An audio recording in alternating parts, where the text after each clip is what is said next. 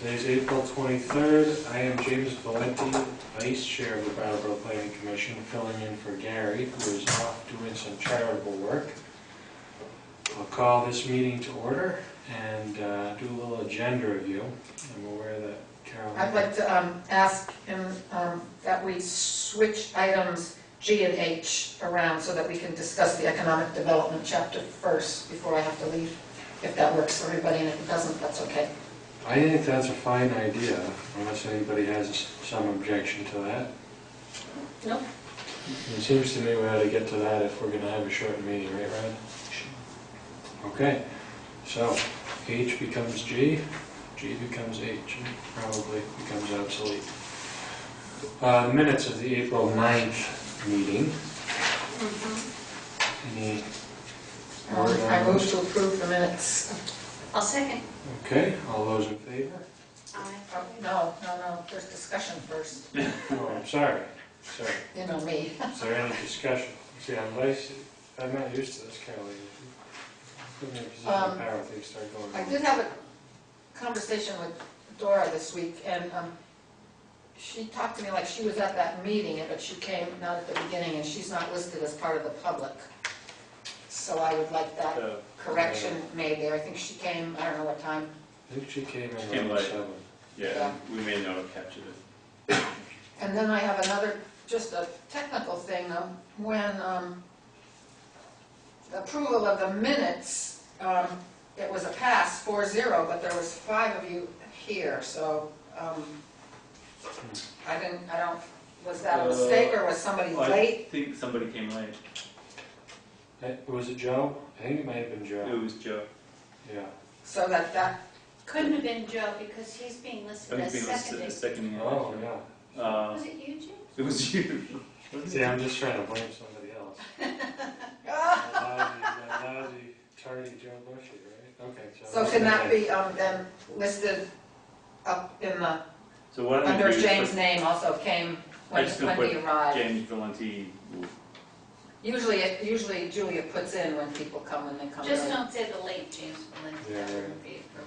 Yeah, I'm just careful about the grammar. Yes. Arrived late, Okay. because it doesn't match the, a 4-0 doesn't match the. Are you gonna need that pen for the whole time? No, I'm going to go get one. I'll grab that. All right. You just hit? You know what colors. That's all, just those 2 things, well, 3 things. Because I wasn't here, so I can't comment on the rest. I just do. You can tell I'm on vacation. I don't have him. Yeah, right. Okay. Are Any you on other? vacation this week? Apparently, yeah. Any other additions or subtractions? You're on vacation, right? Just mildly, yeah. Well, the door to the planning department is open. The other one. What's that? The side door to the planning department is open. I don't suspect it's supposed to be, so. Okay. Just going to check that. And with no other additions or subtractions from the minutes, anybody? Okay, so hearing no further discussion, all those in favor? Aye. Aye. All those opposed, I'll say aye too. Okay, so that passes. 4-0. Now on to announcements. Caroline, I think you've got a couple. Well, I have one, but it comes under when we start talking about economic development. Oh, okay. I can do it now if you want, but I have some. Is it about hearings coming up for people to see? yeah, If it's about things for people to do, it might be better to put it here. okay, Yeah, let's keep it all together. okay. Want me to go first? Yes. Okay. There's been Senate hearings on economic development that happened on Friday, March 30th, and it was taped by BCTV. And I happened to catch about half of it last night on TV, and it was really quite exciting and quite amazing. I caught the second half of it when there was people reporting on projects that they're already doing, things, ideas, and incubator kind of stuff. And so I want to, and since we're working on economic development, it fits right in. So I want to it's very long. The whole thing was the better started like at 9 o'clock in the morning and went to like 2 in the afternoon. So it's about 4 hours and 45 minutes, the taped show. But BCTV will be showing it again this week at 4 different times. They'll be showing it tonight at 9 p.m., tomorrow, Tuesday at 1 p.m., Saturday at 7:30 a.m., and Sunday night at 10 p.m. And I would encourage, if you don't want to watch the whole thing, I would say to watch the last 2.5 hours of it. That would just be my recommendation. Channel 10. And it's on BCTV Channel 10. And it also, so BCTV will only be showing it this week, but it will be live streamed, so if you have computer access, you can call BCTV and they'll send you the link for it, and you can watch it anytime at your leisure. So that's mine. And Thank you. I guess you said you won't be able to see that. I did write it down on the board. I highly recommend to Planning Commission members and members of TPAG and actually Select Board people who weren't there, and anybody in the community. It's very exciting, some of the ideas and things generated at that meeting. Thank you, Carolina. I think there's also some announcements for you. Yeah, I just wanted to mention that the planning department was kind enough to send me to the symposium after I read Law and Policy. And I thought it was really good, especially regarding flood hazards and land use. And I think it would be helpful when we start to look into changing the flood hazard rules and zoning. So, thank you. Yeah, Thank you. Thank you for going. Any other announcements? Okay. On we go to other business. Rod, we have some vacancies on the esteemed Planning Commission. Yeah. As you probably know, Gary's term is going to expire, and I think he may have reached his outer limits. Yes, he did. It's the end of the second term. Right. So you can't, there's like time limit, term limits? No, yes. Two terms. I think it is more than that. It's, I I believe think it's nine- effectively it's 9 9 years. years. Oh, just a number of years. Yeah, yeah, because you could end up, switching between 3 3-year terms and 3 single-year terms or something, and I don't know. 9 years is the limit. Oh, okay. Then Joe Bushy is the other person who took a 1-year slot on the planning He commission. was replacing Dana Rupert. He was finishing her term because she left early. Yes. Yes. And then And so that term, her term expires this June. right. Right, and then Joe's issue is, so I'm not sure what Joe's intentions are. So that leaves us with at least, One.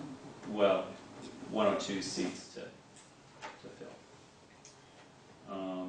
So we should put out the word, huh? Well, it was more a question of, does anybody else have any, it's just a sort of a wake-up call to figure out what people are planning to do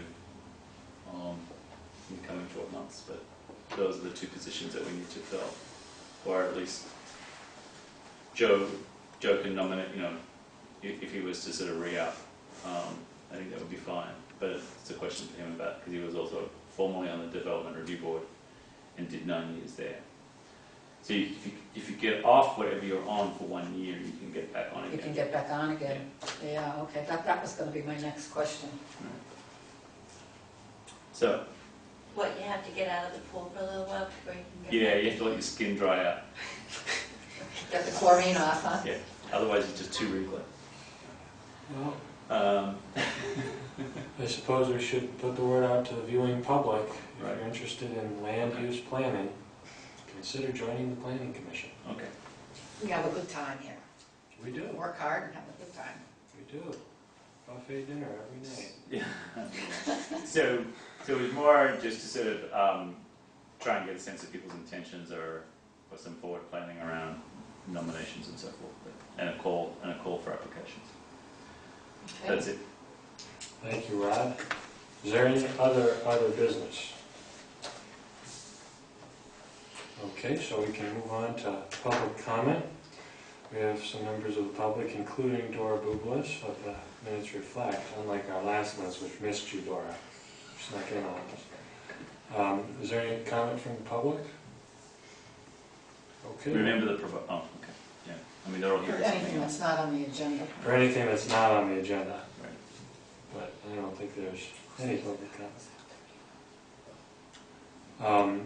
So our agenda said, Dora, that we were doing municipal facilities first, but because we only had Carolina for about 40 minutes, we decided to do a little bit of a flip-flop and put economic development first. So I've got my economic development chapter out. And Rod, could you remind us where we stood when we put this away last? Yeah. I think it was probably the second or third version that you'd seen the last time, and so this is another iteration. There were some items that had been left, I guess, incomplete, that are now more complete. So, and some questions that had been raised in the previous version. So, questions about the appropriateness of the principle, which you'll see is changed here, still Okay. somewhat vague or could do with some development. Then Yeah. a comment that I received from Liz already this afternoon on this chapter was that now the goals and policies could probably do with some adjustment to better coincide with the text. So we could work on that a little bit tonight if people felt that was useful, or I can sort of do that. So in terms of the introduction, what I did was spell out, again, this is drawing deeply on lots of support from Liz, which is great. So what I did was draw out in bullet item form some of the key assets that Brattleboro has in terms of potential for economic development. And they are what you would all describe as place-based attributes, or place-based economic development assets. Then it discusses the need for our community to remain welcoming and attractive to new enterprises and households, which is a theme that gets picked up somewhat later on.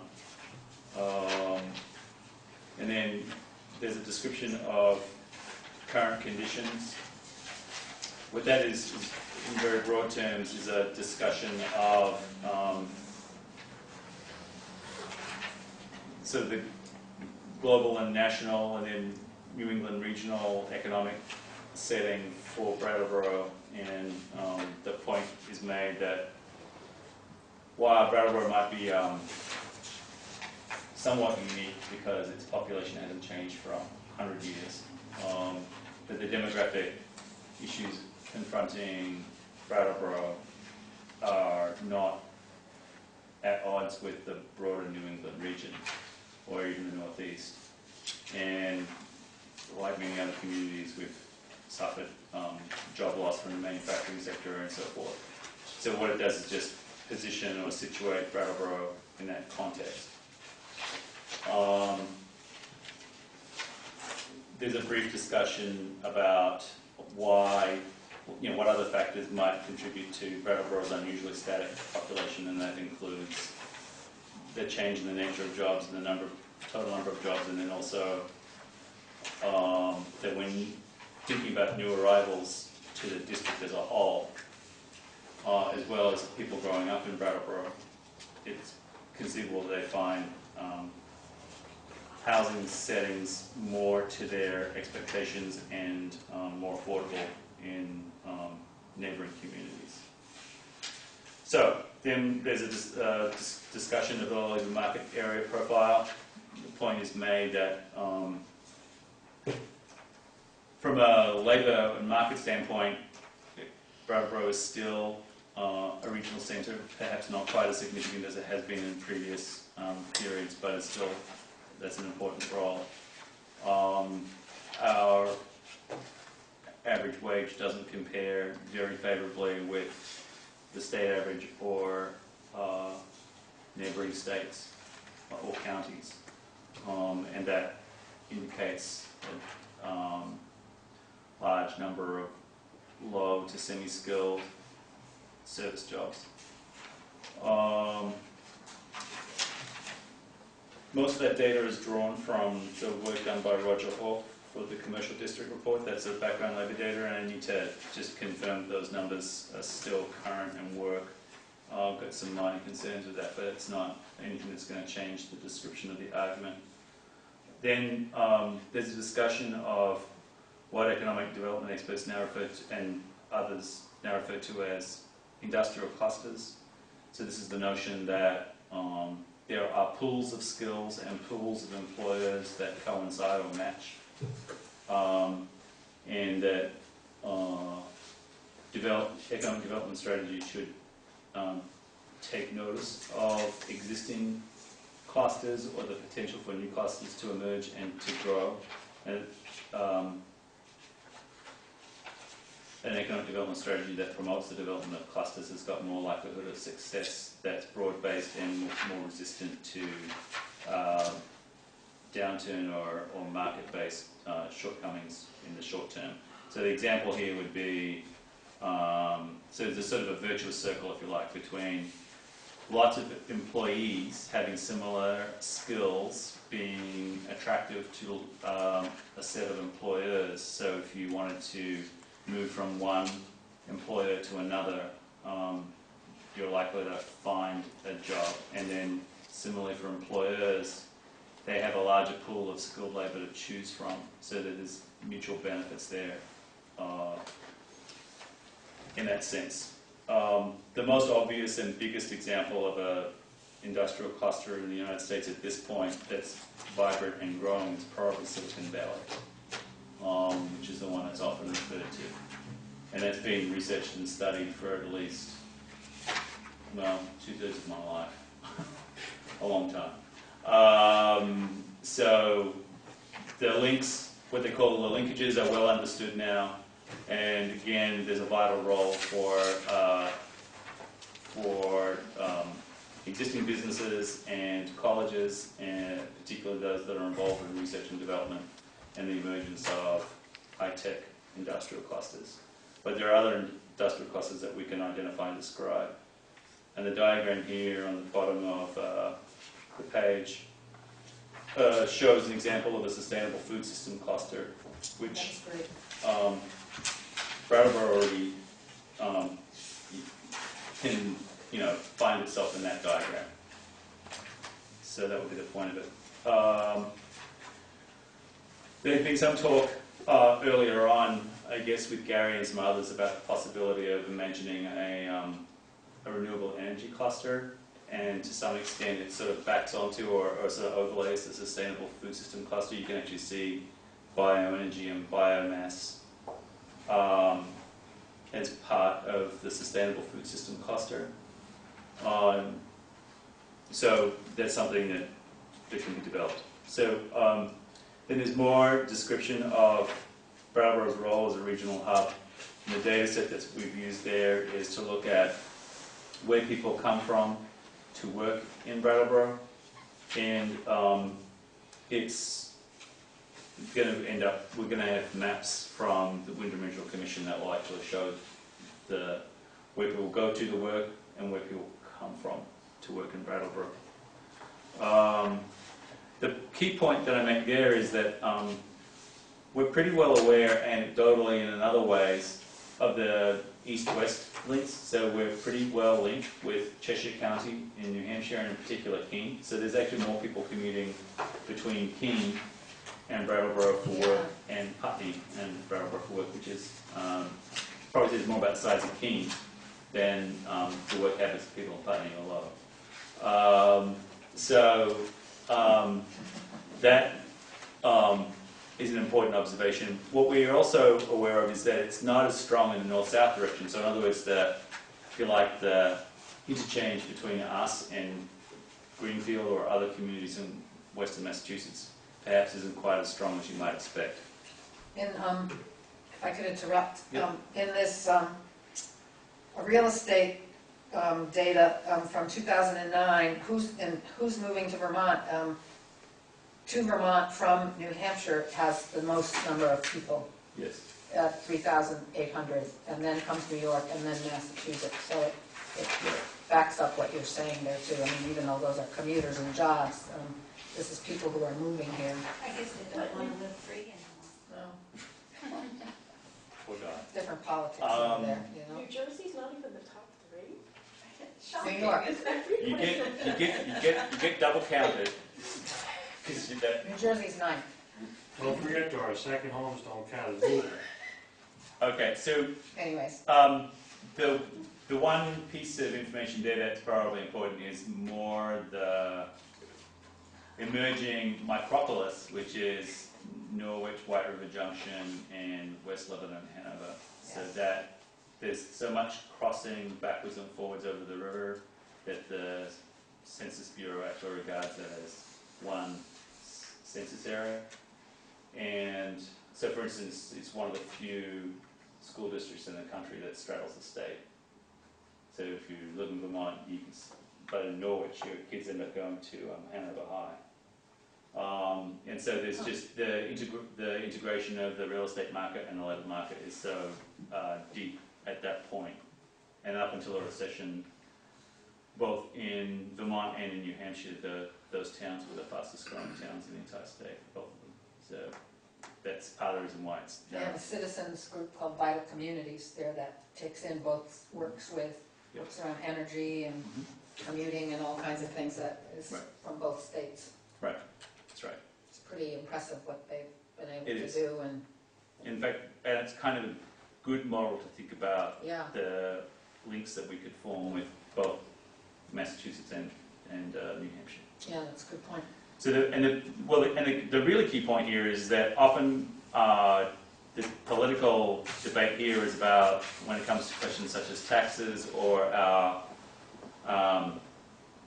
enthusiasm for certain forms of retail or other business, we are often compared unfavorably to Yes. the business climate or the circumstances of New Hampshire. And I guess what I'm trying to demonstrate here is that we shouldn't be feeling like we're competing with the communities immediately over the border in Massachusetts or immediately over the border in New Hampshire, that if they're successful and growing, and they could be actually contributing to our success and our growth, and vice versa. And so that we should try and figure out ways in which we can complement what they do and they can complement what we do, rather than regarding ourselves as competing for a particular form of business or a particular development activity. So, See, James, just like siblings. right. Yeah, right. So yes, it actually is that beautiful thing of competition and rivalry. Yeah, is there That's- something in, I that's a don't good simile, see, I right? think I saw anything in any of the action steps to explore that. That would be a good thing to put in somewhere. Right. To Yes. support Right. exploring that. Why is it strange that more people commute from Keene than from Putney? It's not really. Well, I mean, there's more people in Keene to do it, Yeah. which is the obvious conclusion at your age, but people would, I mean, I think if you sort of quiz people, they would probably assume more people came from Putney. That's one of the things we tend to regard state borders as really big barriers, Yeah, whereas in fact the state borders are not barriers at all to education, to employment, to accessing health services or retail or entertainment. So but when you go to do important things like look at data, it breaks it out in counties and states and those. So there's a way in which you can be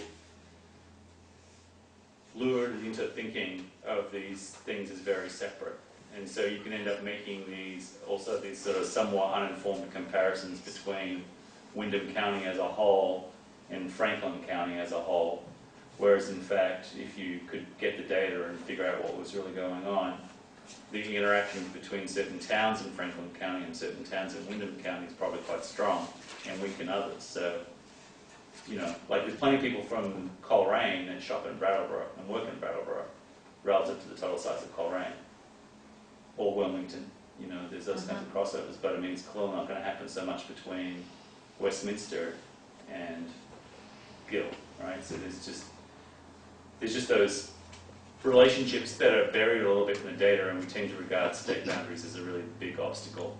And what I guess I'm encouraging people to do is think of them as being invisible. Can I make one very, very minor suggestion on this chapter? Sure. Just bothers me. On the first goal, second line, should be insure, not insurers. Oh, as in I. Grammatically, you mean?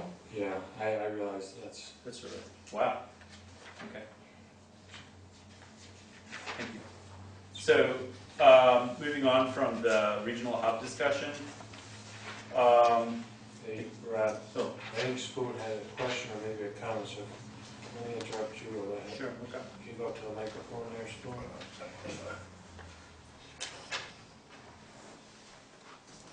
Spoon and Darby. I made just a couple of observations from what I heard in speaking about economic development, looking for likely pools and area of economic development. You mentioned sustainable agriculture. And along with some other things that followed, it occurred to me, and I think I can make this claim very reasonably and safely. Probably almost the entire sustainable agricultural development in this area can be attributed directly and indirectly to the food co-op. Food co-op in the process has also gone over these recent years from a very small hole-in-the-wall almost to one of the largest, if not maybe even the largest retail business in town. It employs perhaps one of the largest number of people outside of perhaps the retreat, and it is also a cooperative. And I should think that perhaps somewhere the town plan might recognize this very interesting phenomenon. Thank you, Spoon. Brad, I interrupted you. That's all right. So then, for a couple of different reasons, not least of which is that we've been thinking more and more about how the plan is going to end up being used and accessed, and we're fairly confident that it's going to be available over the web for some time, you know, for the duration of the plan as freestanding chapters as PDFs.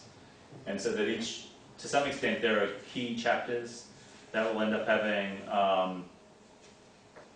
a vital role for land use development applications and other proposals in town.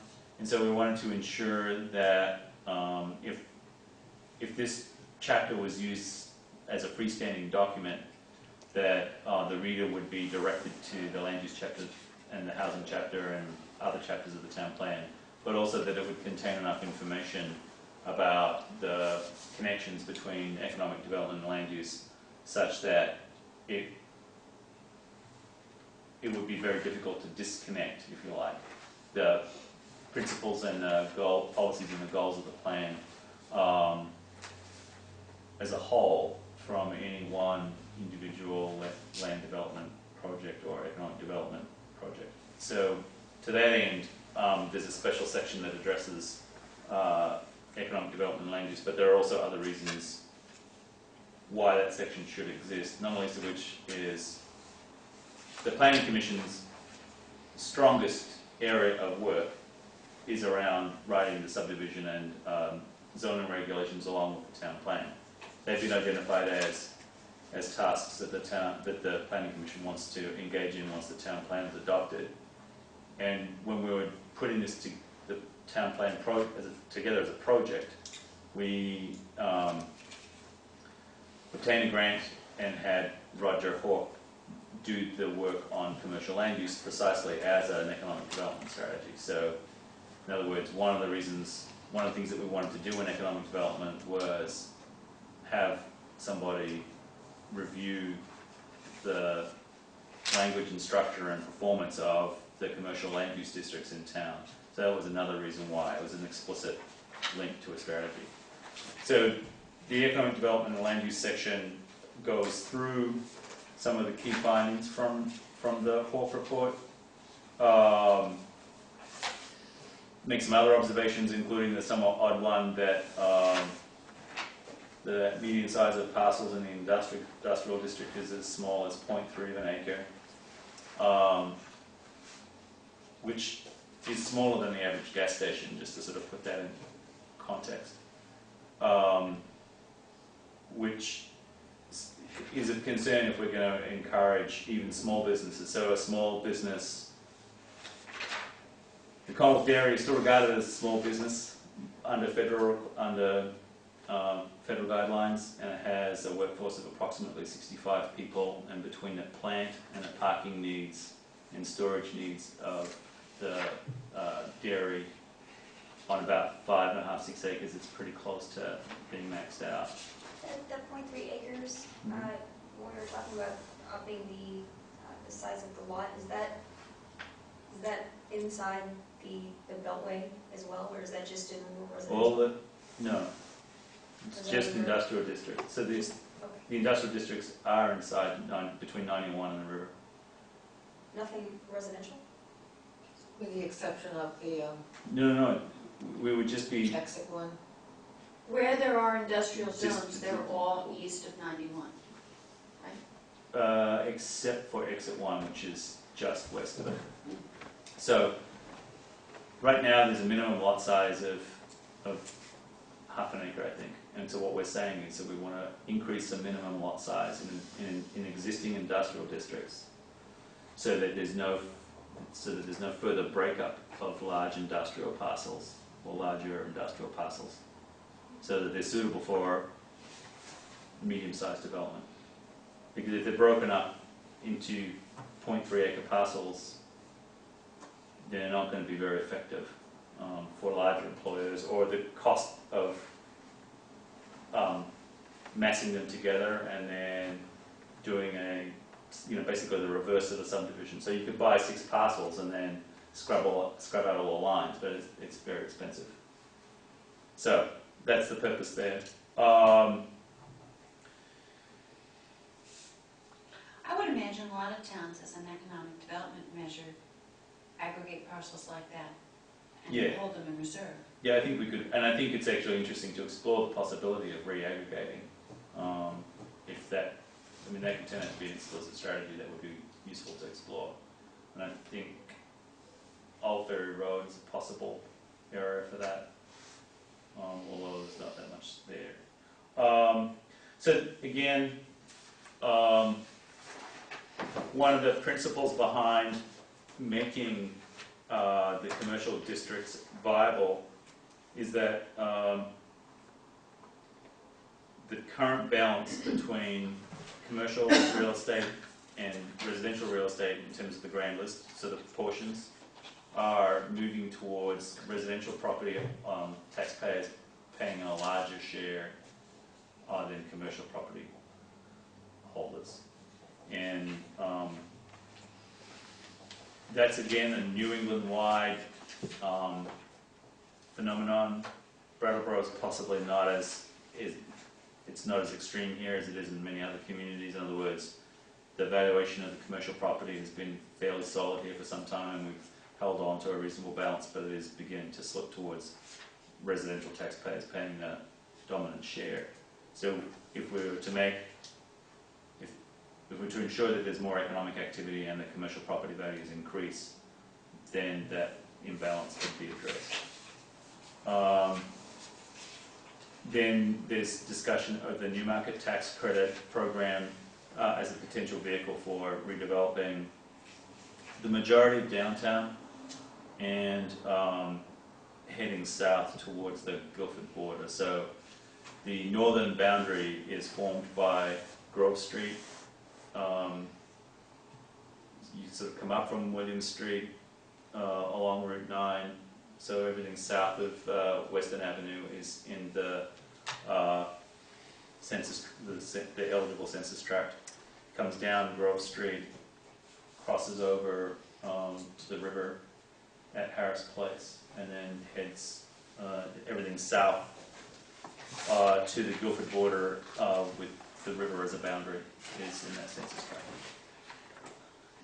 Typically, new market tax credits are used for affordable housing or mixed use housing projects that include an affordable housing component, and there's also some use for them for manufacturing facilities, and it was a viable financing tool for the creation of Commonwealth Gary. We think we can do more with that. Then we shift to a discussion of community development. So typically in the kind of the Vermont context, there's a discussion of economic development and less of an emphasis, if you like, on community development. And the point of this section of the chapter is to make the point that we're really engaging in economic development so that we can also undertake meaningful community development as a set of principled actions that we think are important to do. In other words, the wealth and the prosperity of the community overall depends on our ability to undertake community development, and our ability to fund community development comes from local, vibrant business activity. So the more wealth we can create locally, then the more effective we can be at undertaking community development. And then, so that makes an argument for using asset-based community development initiatives at the neighbourhood level and supporting community development organisations to achieve those community development goals. And then What are some community development organizations, like BAB, PDCC, or more? Drop-in center. the drop-in centre, Okay. Morningside Shelter, I mean, there's a variety. SEVCA and so Southeast Vermont Community Action is more of a community development organisation. Can I Yep. interrupt for a sec? I think we should hear from Carolina before she leaves. Oh, yeah. That's a good point. Yeah, that's great. We're kind of there, so this is the end. Ta-da! But there's one last part about different kinds of measurement, but yeah, let's grab Carolina as well. Thanks. I want to start by saying I really appreciate it all being fleshed out Good. much more than the last one, and each one gets more and more fleshed out, and I appreciate that. And I forgot that we were going to rework the principle, and I think it still needs to be. Yeah. It's not quite there, and maybe we could get some help from the TPAG people again to relook at that. We have two people here tonight, but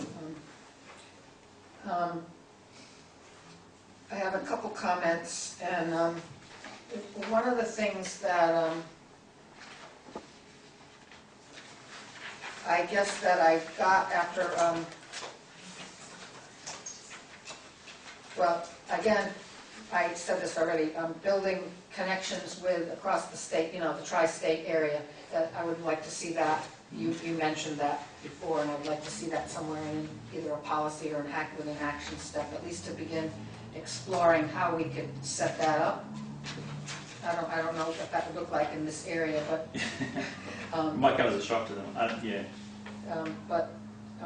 And some of that could be at the Senate hearings. I think it was Dora who was one of the people who talked about incubators for both agriculture and for energy and other kinds of things like that. And I think that we really need to have that also in as an action plan or somehow worked into goals that we've talked in the past about how do we build community leaders and how do we really, some of my notes from other times when we've worked on this, how do we really bring these new people into town?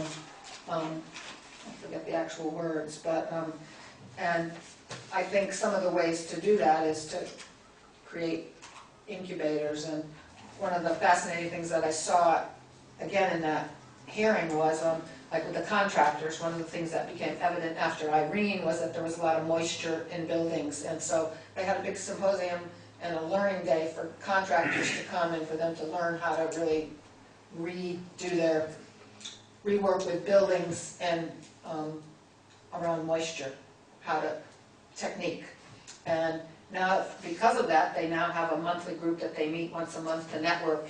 And what I heard from one of the people there was how that really made a difference. And so those are things that build inroads and help people network. And so I think we need to also look at creating incubators for various things. I know there's the beginning of one down at Marlboro College for high-tech people. Again, there. On page, whatever, in your introduction, I really love the way you sort of in that first the first page there with your bullet points and really looking at the assets, place-based assets that we have. And those are some of the things when people ask me why I like living in Brattleboro and what there is here, those are some of the things I talk about. I would say, and even though we talk about this later in the plan, a couple of the other things are that our area is really an area that is focused on food sustainability, regional food sovereignty, and around agriculture and food, and that we really have an awareness around that in this area. And we also have a focus here on green business and energy, and those are things to me that are also maybe not exactly place-based, but they work along with your item there that says rich arts and cultural offerings. Those are things that bring people here, and I think a lot of people come here also because of this whole area is very rich in agriculture. It's part of our state history and the state brand, and I think that needs to be included there, even if it's not as big an item as some of those other ones that are there. And we're also an area that's rich in, even though maybe our family population isn't as big as it used to be, we have quite a selection of schools here, opportunities, public schools, private schools, independent schools, school for the deaf, and then our education, our institutions of higher learning, and also the Career Center. So I think, and not to make that list too long, but I think... right. No, I did the higher, or the one around education, I thought. And you talk about those later, of course, Right. but I think those are when we look at the things that highlight why people come here. Those are, I think, to me, could be added in. And I was glad to see the little piece further in where you use the Sustainable Food Systems Cluster. I think that could be developed more. We've talked in the past, or I did, especially as we needed to acknowledge ag and forestry as an economic driver. And I think there needs to be much more still about that. Even though we do have an ag chapter for the town plan, I think ag as an economic driver is different, a little bit different than the ag town plan. And the same thing with energy and the economy. And that was one of the things way, way, way back in the beginning when we had those scoping group meetings that they really wanted to see the economic development and the energy chapters. Those were big, and they're tied together. And I think that came home to me last night when I watched those hearings. I got really excited. By the time it was all over, it was about midnight, and I was like, I wanted to call somebody on the phone because it was so exciting and inspiring. And I like, who's still up at midnight that I can call? And so that's why I actually found out when it's going to be reshown, because there were so many inspiring ideas for economic development across many sectors. Many people were there and spoke, and also people with ideas, but people also doing things that are kind of under the radar, not really out there. And I think the one thing that's, I don't want to, missing isn't quite the right word, but maybe it is. When I read the economic plan, I don't come away feeling excited like I did last night. And maybe that's because I watched that last night and then I read this, went over it today, and so I was comparing. But I want to really feel like, wow, there's some exciting opportunities and some exciting things we're going to explore here in the Brattleboro area around economic development, and we want to support these people who have these ideas and these plans that are kind of under the radar, and how can we help network and bring those people together. And I don't know quite how to put that in here, but there needs to be, I think, a little bit more around energy in the economy and agriculture in the economy, and mostly that's what a lot of those people were talking about. I don't know if you were there. No. I wasn't there, but just watching it was just what Green Island they're doing up in Bellows Falls, and just all kinds of ideas. Again, I encourage people, if they can't watch the whole thing, to watch at least the last 2 to 2.5 hours of it. But that inspiration of, I don't know, I just there's something else I want there to feel. To me, this is it's an opportunity for a lot of exciting things to be happening, even though the economic picture isn't really uplifting, and we're always focusing on not enough young people, how to, it's always the older population, and I really want us to shift that focus to something else, and it was exciting again, like I said, to listen to these people, and I'd say most of them were in the 20 to 40-year-old age bracket that were, bringing all these great ideas. And there's, forget his name, is it Bob Spencer? From the district, the waste district. Yes. He, listening to him and Carbon Harvest and some other things I'd like to see there, I mean, how do we support them? And how he talked about, that would be a great utility district there, because it is producing energy, and it's is that industrial zone all there out Old Ferry Road? Yes, it is. Yeah. Oh, It is. Yeah. do support carbon harvest, and we Oh no, I'm not saying we intend don't, to but do more of that. how do Yeah, we no. include some of those more specific things in here that that we're supporting? These things are urgent in our time, and I really got that in watching this.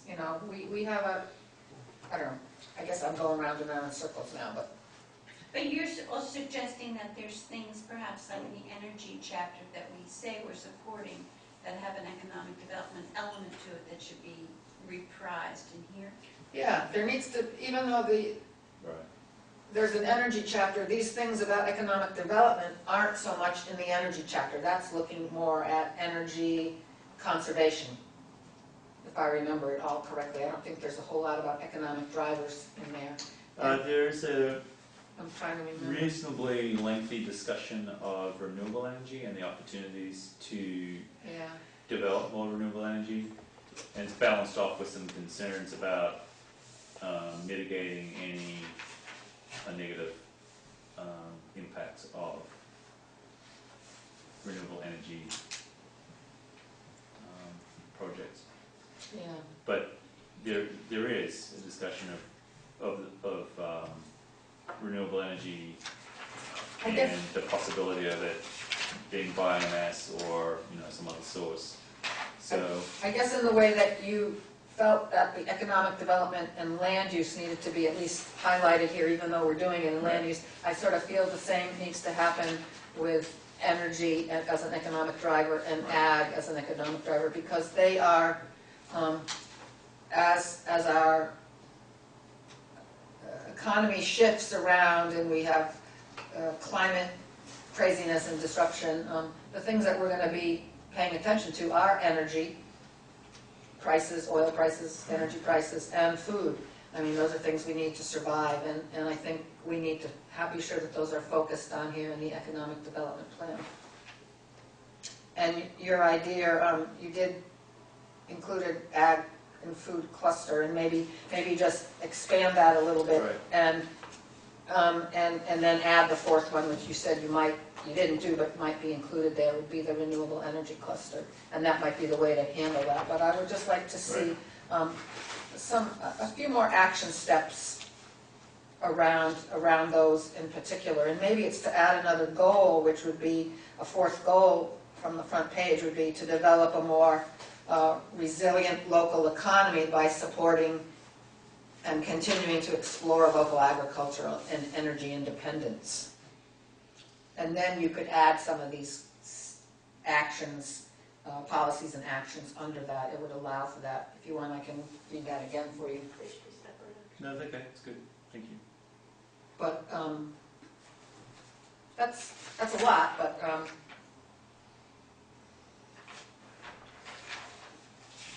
I think you've added a whole lot since the last time. That was, I think, was great. And In the current formatting, it's up around 14 pages, so it's some of those diagrams, those tables could probably shrink some.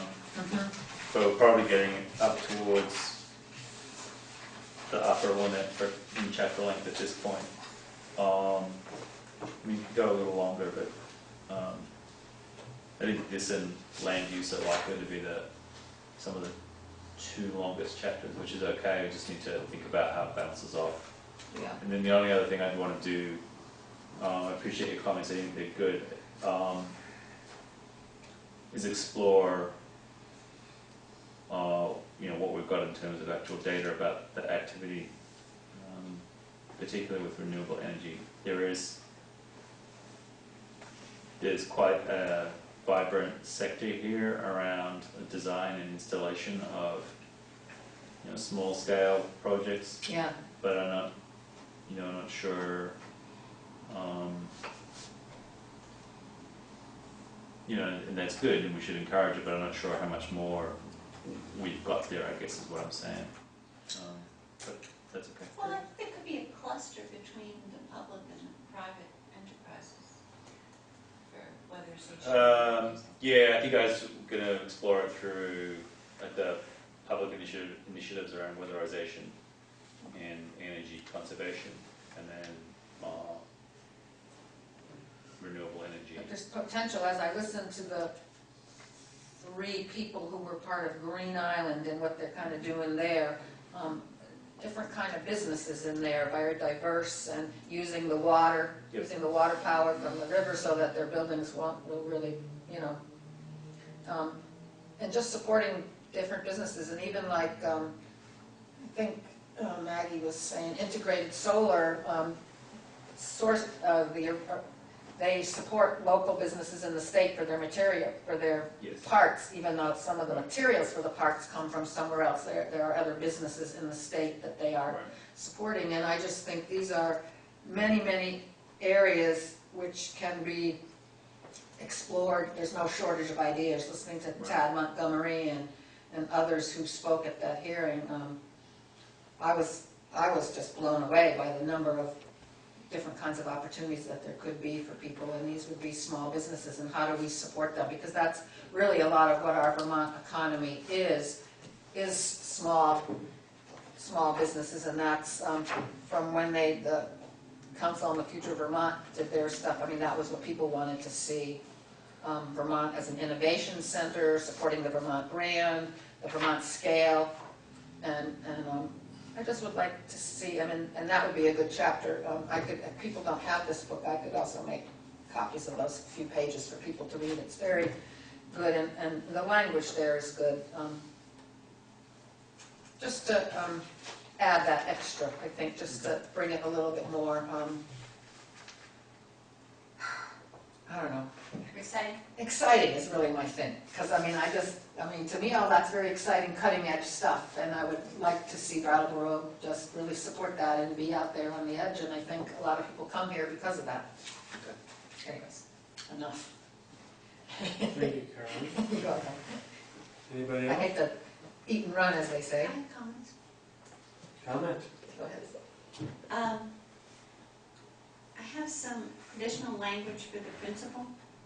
Oh, good. To build on our town's current assets and an understanding of our town's needs, to develop planning actions which will foster appropriate development of overall community benefit.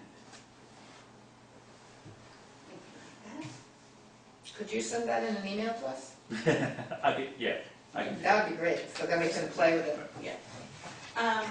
Also, under the policies and goals, I think we need one about population, where we say that it's static and whatnot, so that we can then have as an action, things to lure young, educated job seekers and manufacturers to give them jobs, and housing for them to live in, and amenities to attract them. Because that's what you're discussing in current conditions, Right. Yeah. but it doesn't really lead to any action items. So if you have that section, there'd be a spot to put that in there.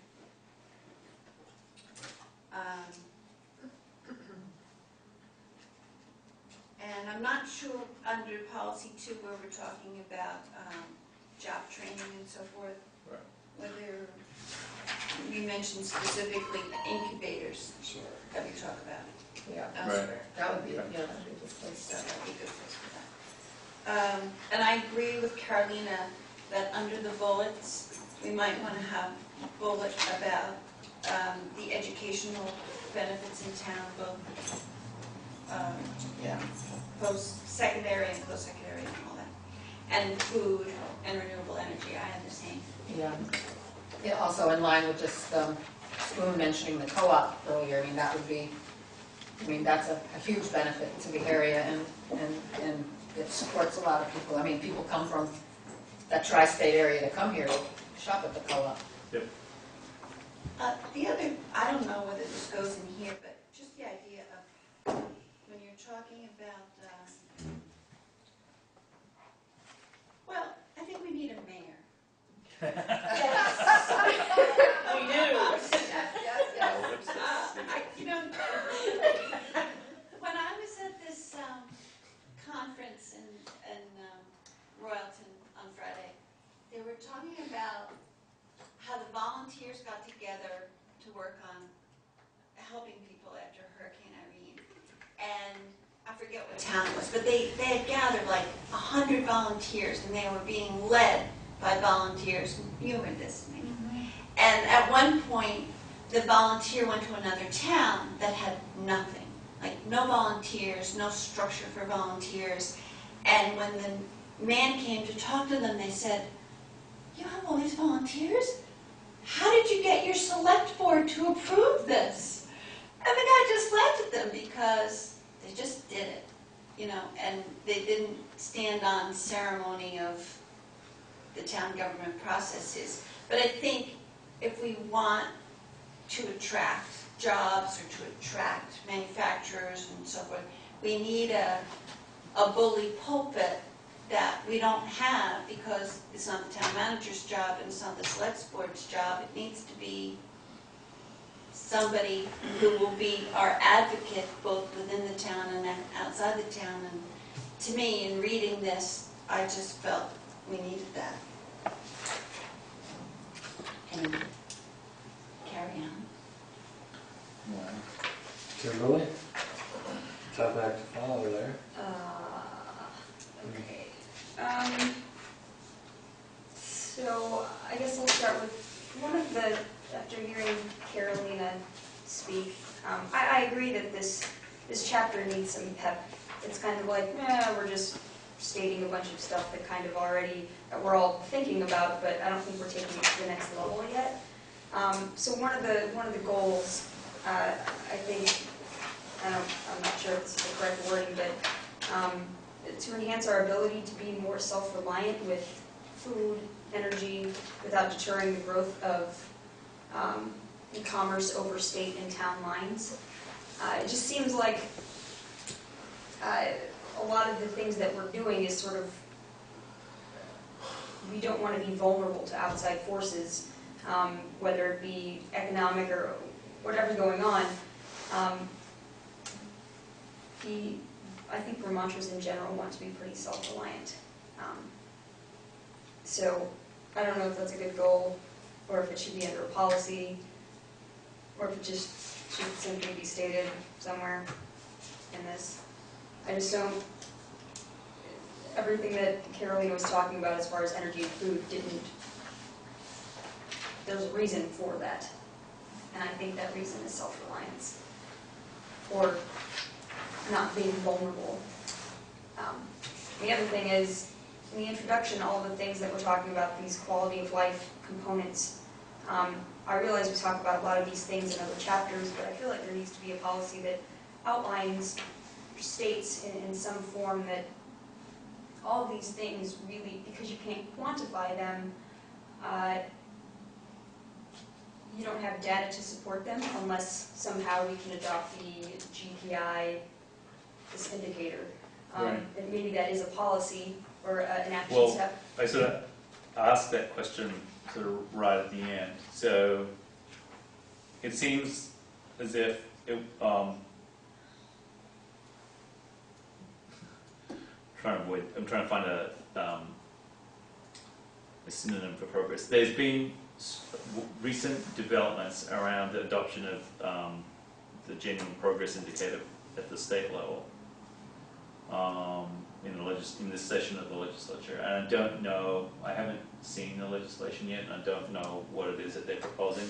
I know that the Gund Institute has done work on measuring GPI for northern Vermont, so Chittenden County and basically the sort of northern third, I think, or at least, I'm not sure if it takes in the Northeast Kingdom or not, but it certainly takes in Chittenden and the county to the north and to the east, Franklin County, yeah. So I know that there's been work done on it. I know that the state of Maryland has got the genuine progress indicator, partly because the backstory here is that the group of people who are now at UVM used to be at the University of Maryland, which is where they developed it. And so the whole ecological economics unit left Maryland and went to the UVM about 10 years ago. So there's interest in it. I guess what I need to figure out, or what I sort of think we need to figure out in this chapter is whether we could gather the data at the level of the town or even the county to make just sort of make it useful for us. Well, I think that, how do you get real data on that? And there really isn't a way to gauge this unless you ask people why they moved here. And it's broad, and people are going to give you different answers, but all these things make up one. There are specific data sets that make up the genuine progress indicator. I mean, that's not survey-based or questionnaire-based. That's actual compilation of existing data. So we have to have hard line facts to create a policy around that? I mean, there's... No, that's not what I'm saying. I'm saying the genuine progress indicator works with actual data sets that exist. Okay. The question would be whether that data is available at the town level or the county level, or just at the state level. In other words, I'm not familiar enough with the data sets that they use. So it's just a question of how relevant it is. I'm assuming that it's at least at the county level, because that's the kind of work they've done previously. So the question would be, we'd have to develop a better understanding, I guess, of Brattleboro's role within Windham County if it was going to be meaningful. Even then, a lot of these points, rather than having them just be bullet points in the introduction, economic development, the reason that people are gonna move here is because of these points, not just a job, but if a great job may exist in Detroit, but are people gonna move there? Maybe, probably not. If that job existed here, they'd be much more likely to move here because we have all of these aspects that enhance quality of life. So, I don't know if we need this GPI thing or not, and I'm just saying that, I don't know if you guys agree with me, but I think there's something to be said for all of these aspects that we can't, that it's hard to get data for. Intangibles. You know, I like the idea of a survey. Come in up to us, Nikki, here, I think she had a response to that. Sure. I I was just answering Tim's question, agreeing with him. Dora, I think you had your hand up first.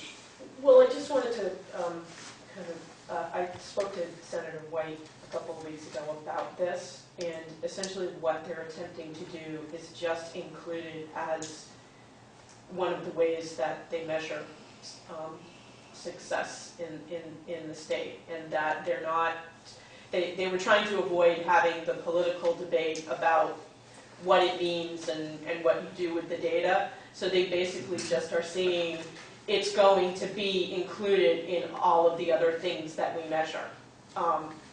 And that was what they were attempting to do. I haven't seen the legislation since I talked to her 2 weeks ago, but that's what they were trying to do. Spoon?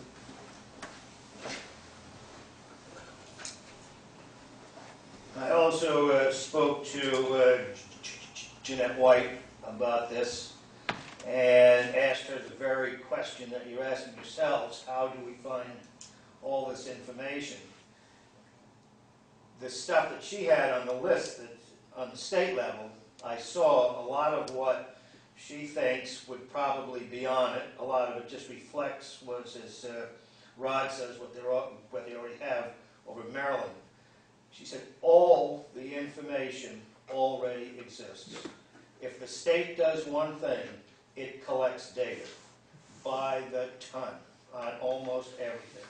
When the Finance Committee wanted to learn about schools, we tapped into the State Department of Education and we let loose a deluge of everything. We want to know about every school district and everything in the state. So I think if you're going to go with it, and I strongly urge that you go with a GPI, you shouldn't be dismayed by whether you can find the information, but rather decide what information you want. Yeah, I don't think there's a challenge in terms of the data.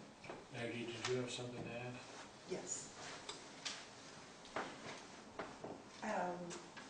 I came in a little late, but I think that what I heard Carolina talk about was the Aluzzi-Galbraith panel. Yeah. That I was also in attendance and actually spoke at. And I would underscore much of what she said about the excitement from that, because again, the economic possibilities that were shared, that people were actually trying to work on, or that we're currently doing, are sort of underground, it almost seems like. I mean, they're not things that are so much out there in the community that we all know about and are supporting.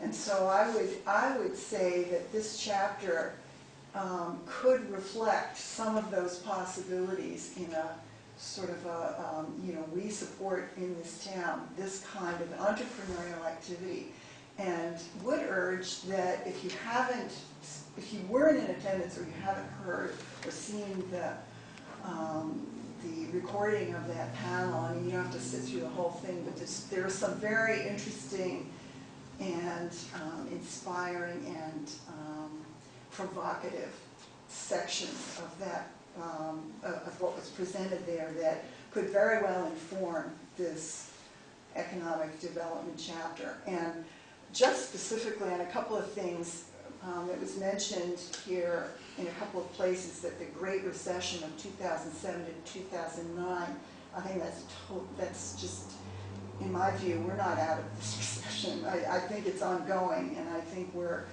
to reflect it correctly, it should say 2007 and ongoing. Now, I don't know when this comes out, whether I know officially it's over, but in my view, we're not out of this. And so to accurately reflect that, I would suggest that maybe not even put in the dates, and just, refer to a Great Recession and not say anything about when it ended, because I don't think that. I really like the idea of the GPI, and I encourage that could be a policy, a bullet point. I think you describe it as, adopt this as a policy or action step, because it is a different way of evaluating and calculating the economic climate, really, and maybe is more comprehensive than what we currently use, which doesn't really reflect accurately, I don't think, what is actually happening. So, whether what we're doing is sustainable, whether there's an ecological aspect of it, the social, all of the things that you listed that it reflects would be, something that I think would be valuable to include. Tori, you had something else? I do. I was just kind of responding to that. I too want to underscore what Maggie and Carolina said about the Senate Economic Development here.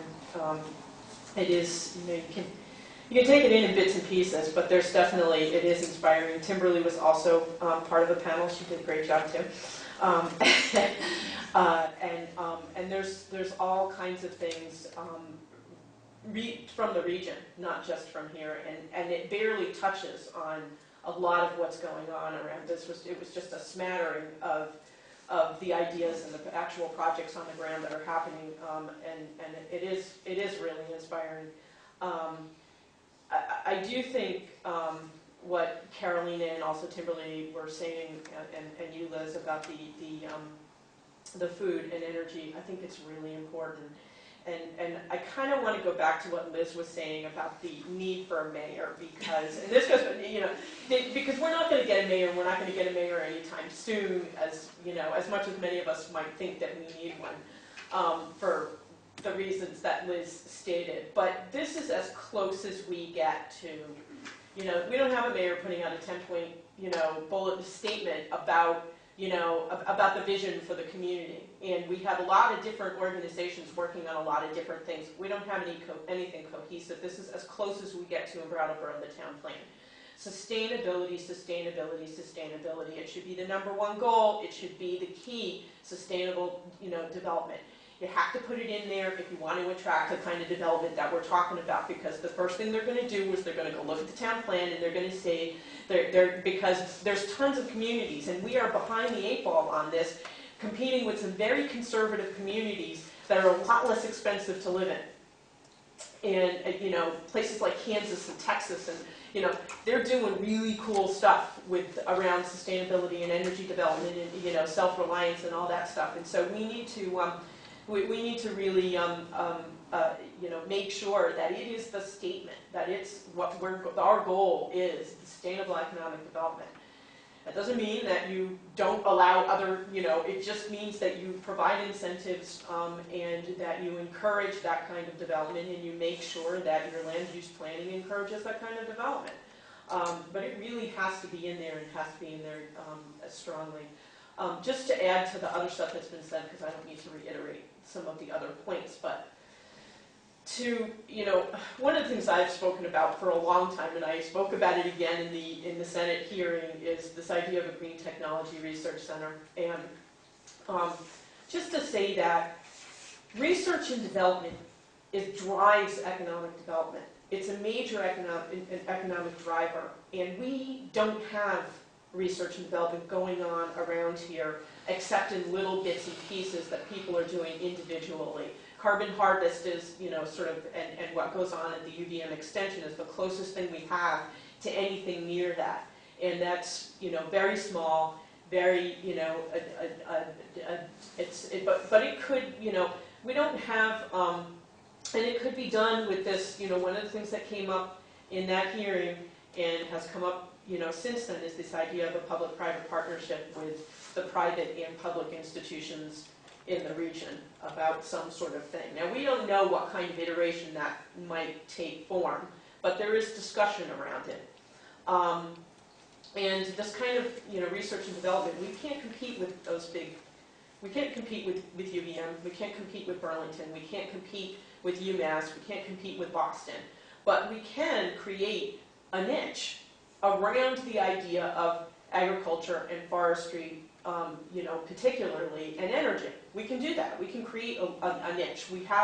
We're ripe for it. It's the kind of thing that people are coming here for anyway. I think if you're going to create an economic development chapter, if the idea of research and development is not really fleshed out as a goal, that you're losing a major part of where economic development comes from.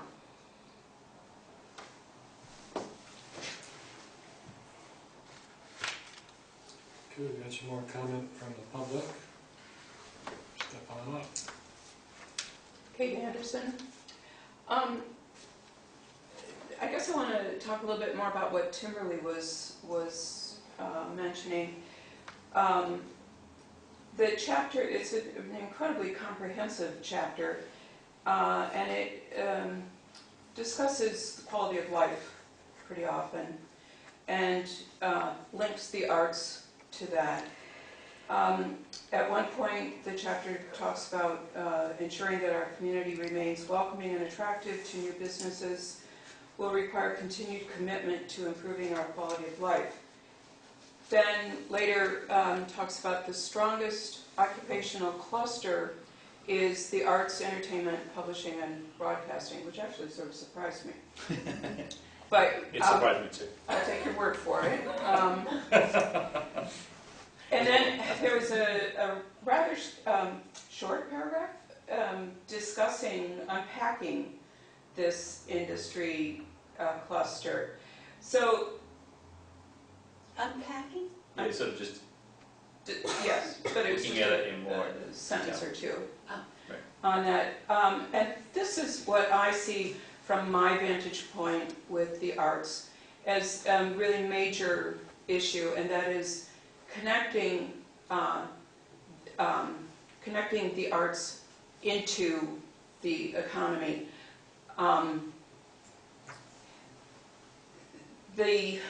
So the arts are basically based on charity and donation. At the moment, they're in a fairly fragile state because of the recession that probably has not yet ended. And they are becoming more and more fragile. As the economy declines in the area, so does then the donor base. And with that, then, it makes it more and more difficult for fledgling groups, for those that need to be incubated, need to be mentored, need to have some sort of infrastructure to start up. Those groups are the most vulnerable and the least supported, have the least connection to the institutions here, the least connection to the donor base. They're also populated with the 20 to 44-year-olds. So it feels to me as if this is an area that needs, I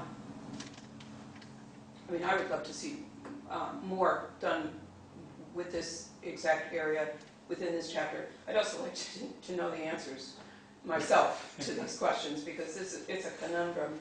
And how then, we all talk about quality of life and how people love to come here because of quality of life. Well, the people who are heavily invested in that area of activity are suffocating.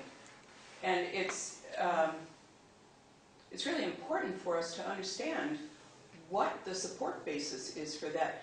And it is changing. It is absolutely not the same that it was 5 years ago, 15 years ago. It's a whole new ballgame. Thank you.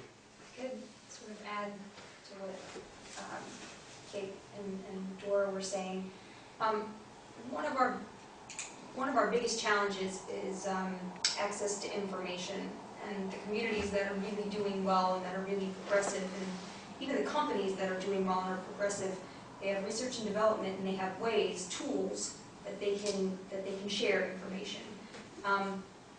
When I first moved here, I had no idea what SEPCA was, and it took me talking to 10 different people that I just met on a whim at a coffee shop, or because I opened a bank account. They're like, oh, we'll talk to this person.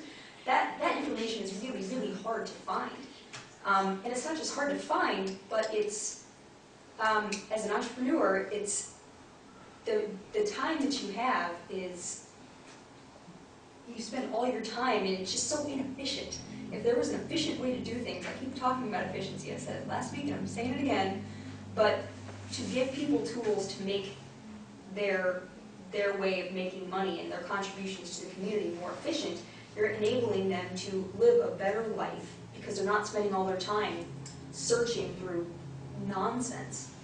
And you're also making it easier for them so they're not totally overwhelmed with the nonsense.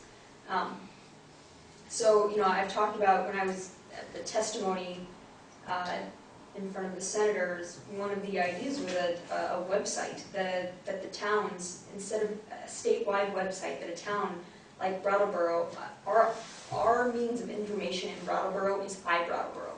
And it is what it is, it's not bad. I think they do a decent job. But it's not streamlined like it could be. It's not as clear as what a potential town website could be.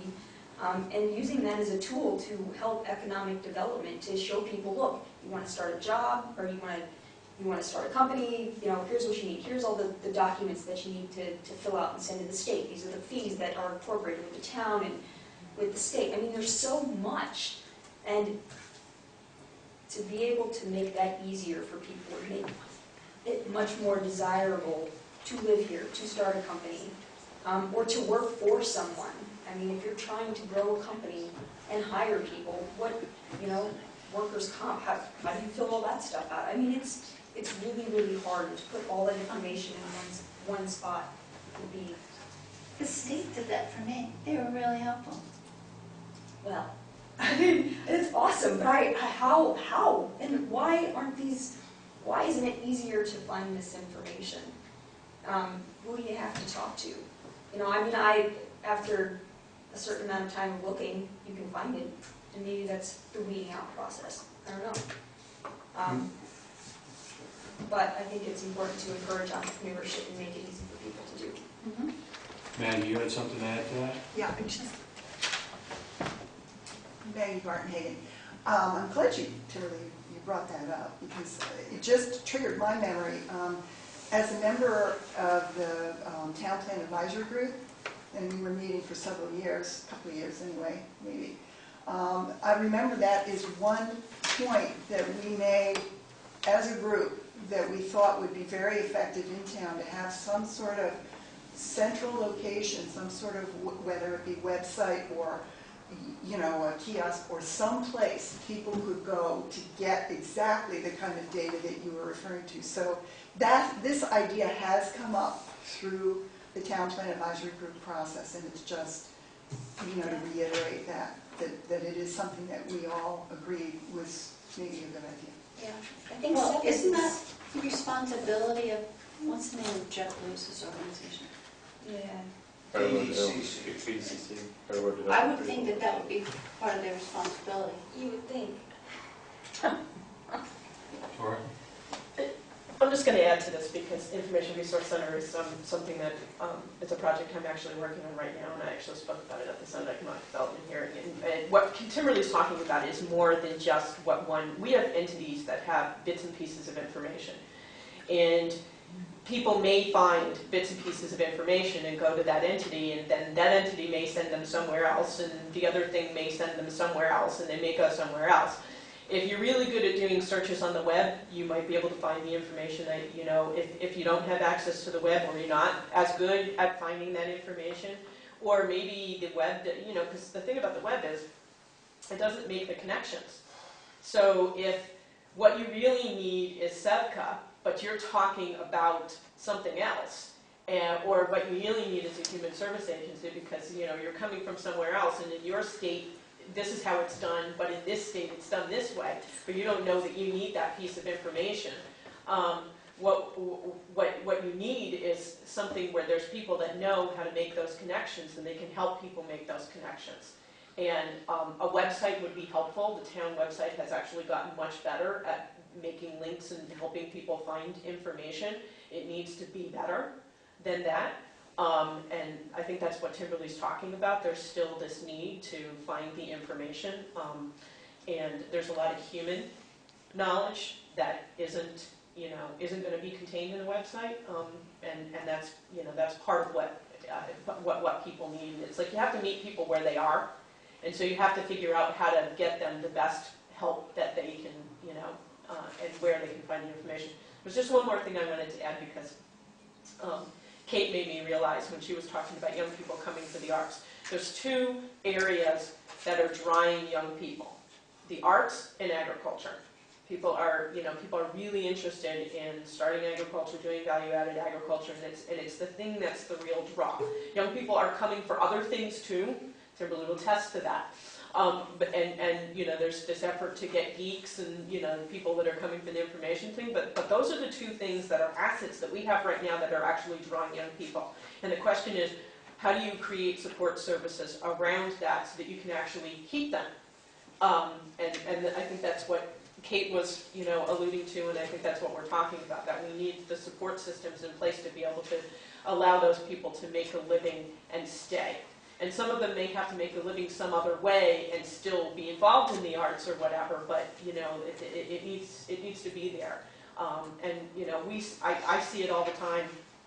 There's young people out there, they're here. How do we keep them? One more point would be the incubator that a couple people have mentioned.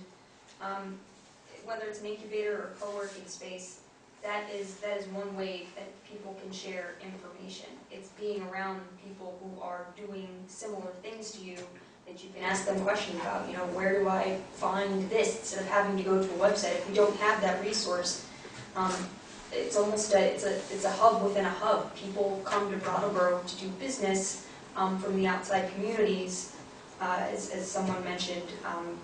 But where do you go to find all this information? If there's one spot that you can go to not only find all of this information, but you can go and work and be around other people as well. I think that's an incredible resource and very desirable to younger people who would move here for work or to start a business or just in general who don't know anyone for social reasons as well. Dora? There was just one more thing related to just the language. Because I saw the one that was given out for the last meeting, and I haven't seen this one. I actually tried to pull it up on my phone. This is one of the issues with the town website. I can't download stuff off of my 4G phone. I don't know, there's some problem with it. But anyway, there were things that I noticed that were more like action steps that were put in there as goals. I'm not looking at the current version, so that may have been changed, but just to sort of put that out there for people to think about, because they were really more like, things that would go under a heading that were action steps, but they were put in there as a goal themselves. Okay, Ryan, sounds like you got your work cut out for you. Yep. Just a couple of quick points. Shoot. I'll start with the easy ones first. The reference to the Great Recession of 2007 to 2009 actually is based on the data. It's not a question of whether it's still going or not. There's plenty of sentiment amongst professional economists and others that it is. However, based on how you measure whether we're in a recession or not, it went from 2007 to 2009. Okay.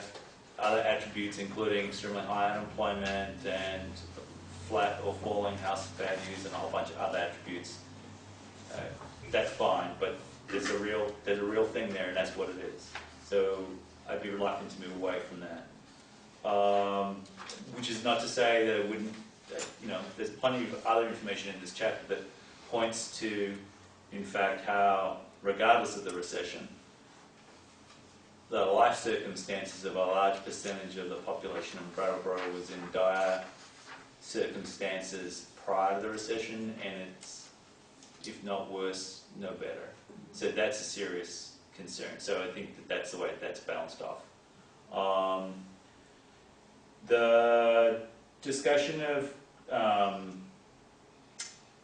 GPI and so forth, part of what I was trying to get at in that last section, and part of the reason why GPI is appealing, is that I think for smaller communities and communities that might not fall under, in the center of the spectrum in terms of being mainstream kinds of communities, might benefit from having an alternate measure, because my understanding is that it will actually take into account things such as balancing off development measured as a series of consumption measures against preserving natural resources or avoiding pollution. So in other words, standard measures of gross domestic product, there's a way in which if you want to goose that number, you use up more stuff, right?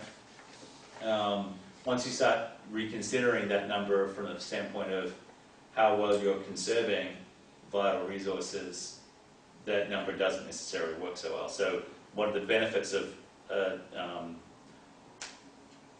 using an alternate measure is that it would actually recognize the benefits of conservation. The other part about it, which I think is potentially more important, is that as a community, we've got people, a large percentage of people who are on fixed incomes, and we've got a large percentage of people who are on low incomes for whatever reasons that are not necessarily fixed. But we have also a large number of people who have some flexibility around how they use their time.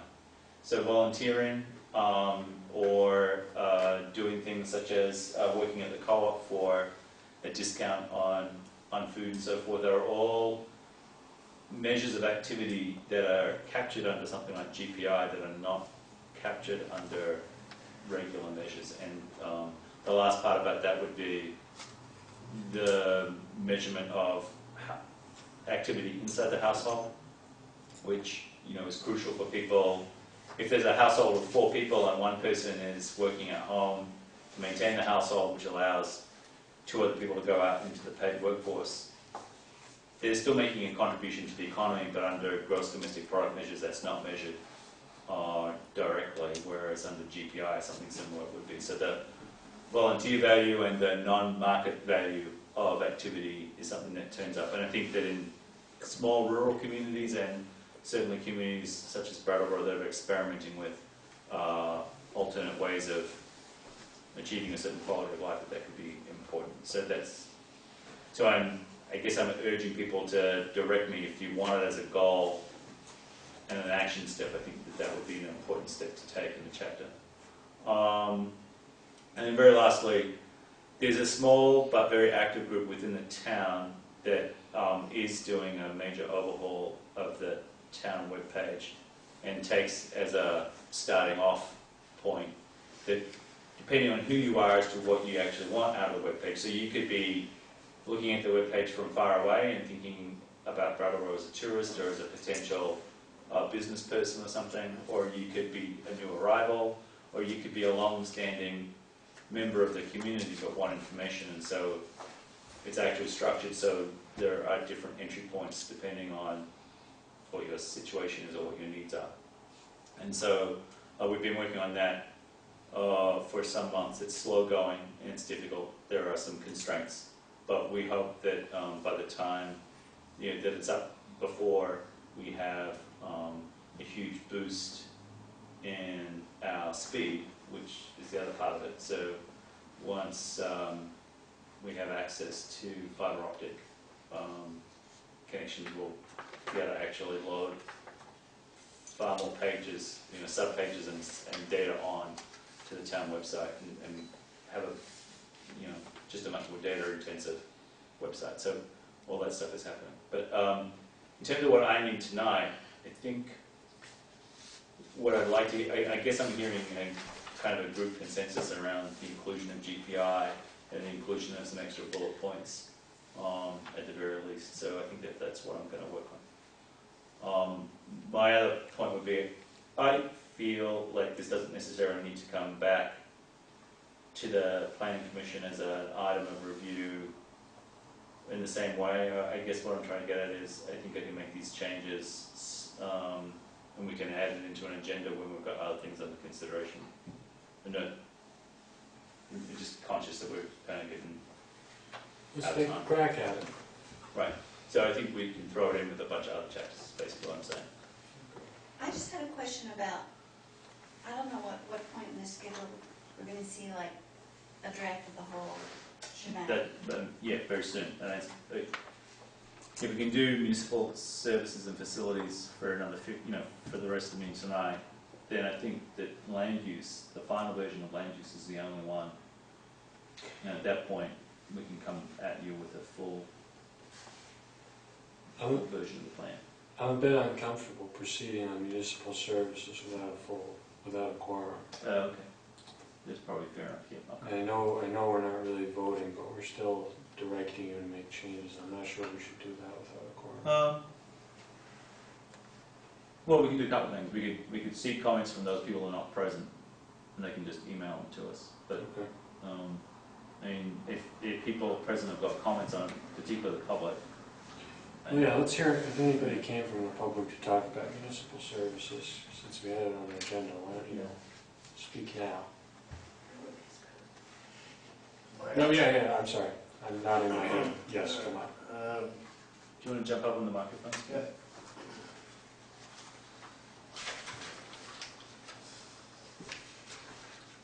Oh, so are we done with the economic development? Is that what that means? I think we are. I hope so. I'd like to see something more specific about entrepreneurs in there. It's kind of, it's around pushed a bit. Did, I thought, Ron, did Michael send you, Michael Boswell? He did. Yeah. And was that, does everybody get that one? No, that one came in late last night, I think, so I haven't had a chance to circulate it to these guys. I'll forward it to them, but yeah. I got mine several days ago. Okay, well, Michael Bosworth of the Finance Committee sent in what he calls a few feedbacks and questions. Now, most of the stuff on there is actually his, personally, although, and not stuff that we would necessarily be advocating, although almost everything in there, indirectly or directly, has some tie with the town finances, with money. And money usually being what makes projects happen and not happen. And very important as you're planning to try and imagine how things happen and why and when they happen, and the fact that how little happens because no money is appropriated for them. And but anyway, I will wait for Rod to distribute these comments. You can read them, and maybe we'll come back for another meeting if there is any more on this.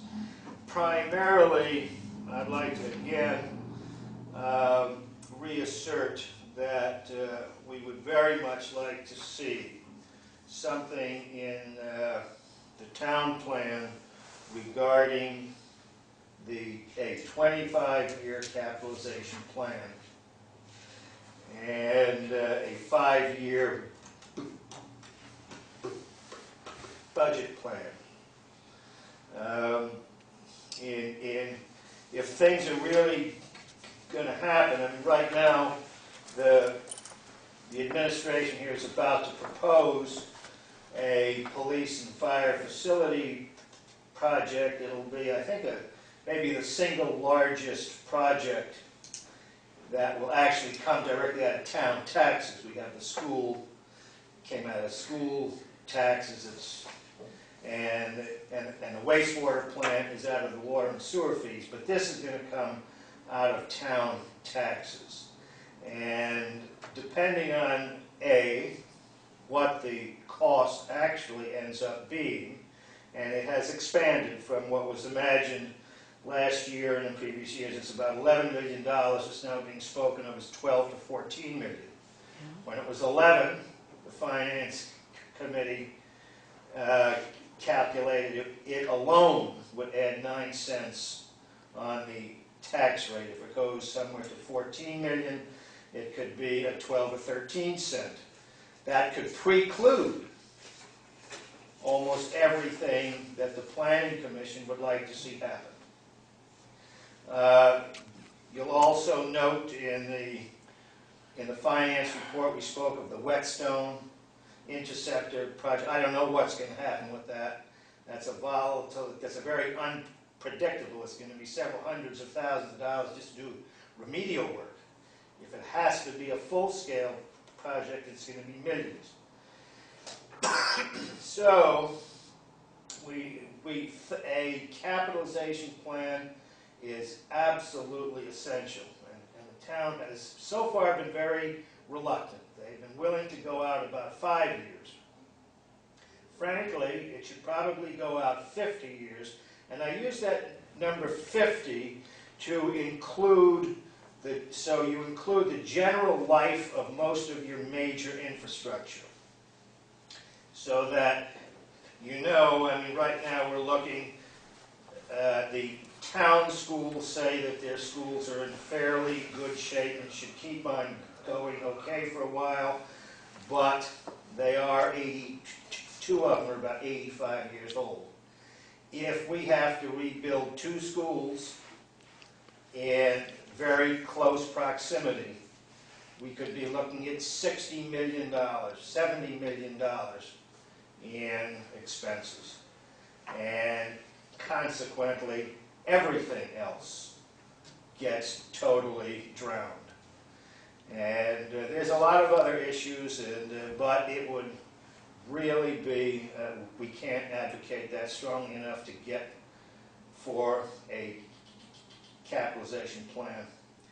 We do, again, we certainly recommend that you do a list of indicators so that we know what we're talking about when we say, how well is the town actually doing? Well, we can point to how many people are above or below the poverty level, how many kids are on paid lunches, how many people are now using the Drop-In Center, and all those various things. It's absolutely essential information to plan with. And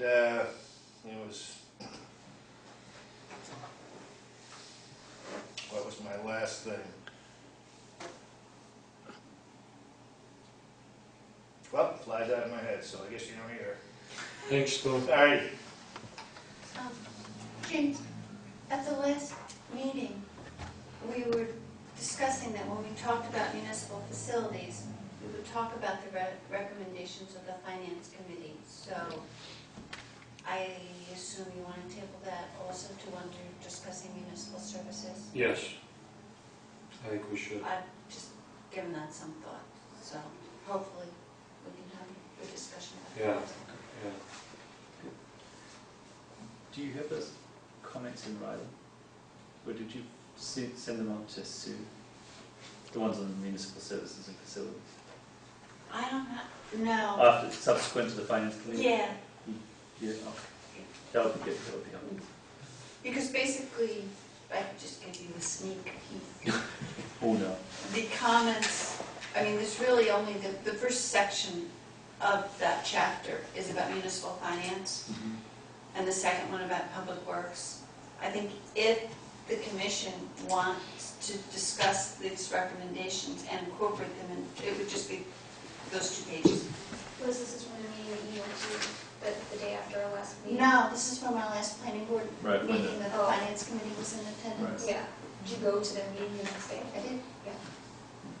Oh, Which just reiterated, I mean, I was happy to be invited to the meeting. It just, they reiterated their goals and their desire to have these elements incorporated into the town plan.